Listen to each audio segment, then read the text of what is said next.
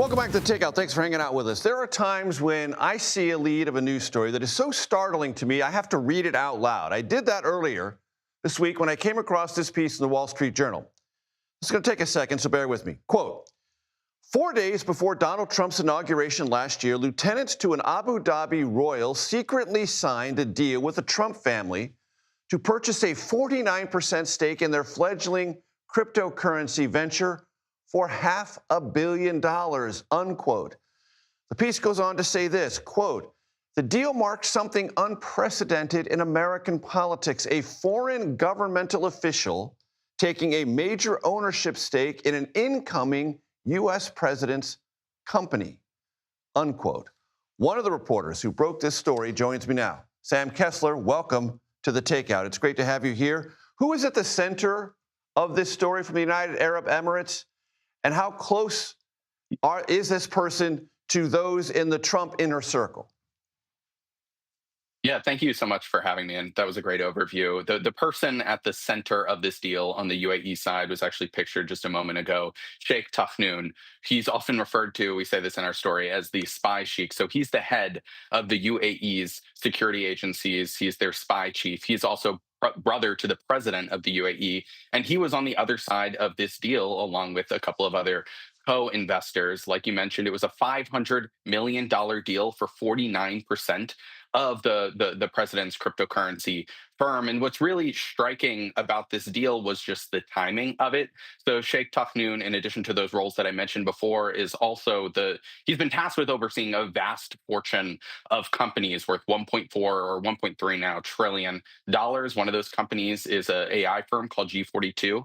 And like I mentioned, the timing is interesting because after this deal with World Liberty Financial was signed, where Tafnoon's investors took 49% of the firm, after the president was inaugurated just a few months later, the U.S. allowed the UAE, and in particular, one of Tafnoon's companies, that G42 firm I mentioned, access to these really sophisticated NVIDIA AI chips that they'd been blocked from accessing under the Biden administration. So it's a really significant timeline. And the reason they were blocked from that access was concerns about those chips and that technology possibly finding its way to China.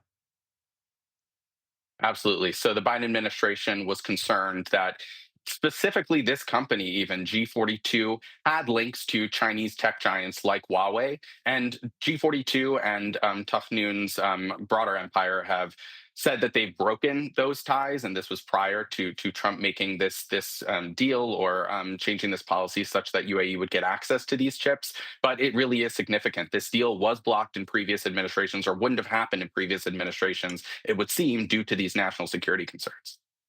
And this was not disclosed, the transaction with World Liberty Financial. You were able to find out about it, and there are parts of World Liberty Financial and other entities that have the same members on the board of directors also not disclosed, if I have it correct.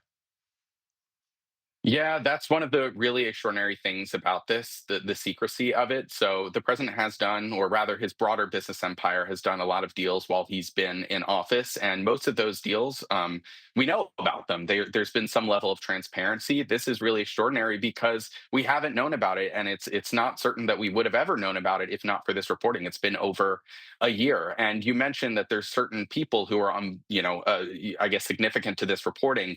You had two board members who are on the board of G42 and another Tufnoon company that has done business with World Liberty Financial, NGX. They both joined World Liberty's board as a part of this deal. They also signed on behalf of this group of investors that purchased that 49% stake as part of this World Liberty deal. And they were also involved in negotiations and lobbying efforts pushing for these chips. One of them, so they're both on G42, like I mentioned. One of them is actually the CEO of G42, that firm I mentioned that got those sophisticated AI chips. So there are connections, there is a change in policy, and there's a transaction. Historically, that would be a massive scandal.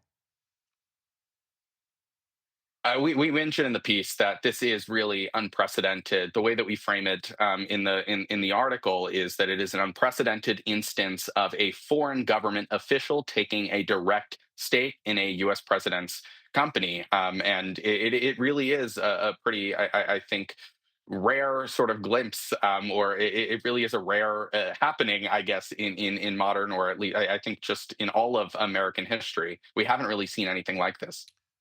Many in my audience hear the name Steve Witkoff understandably invoked because he's the president's designated top envoy. He travels extensively throughout the region. He's a part of this story, too.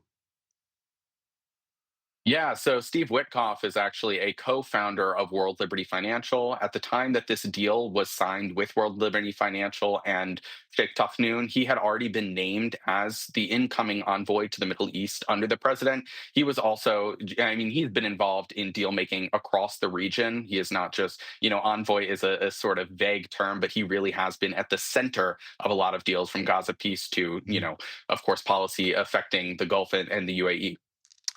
Sam Kessler said this was secret until it wasn't, and it wasn't because of intrepid reporting by he and his team at the Wall Street Journal. Sam, I appreciate you coming on the show very much to help us understand this a bit better.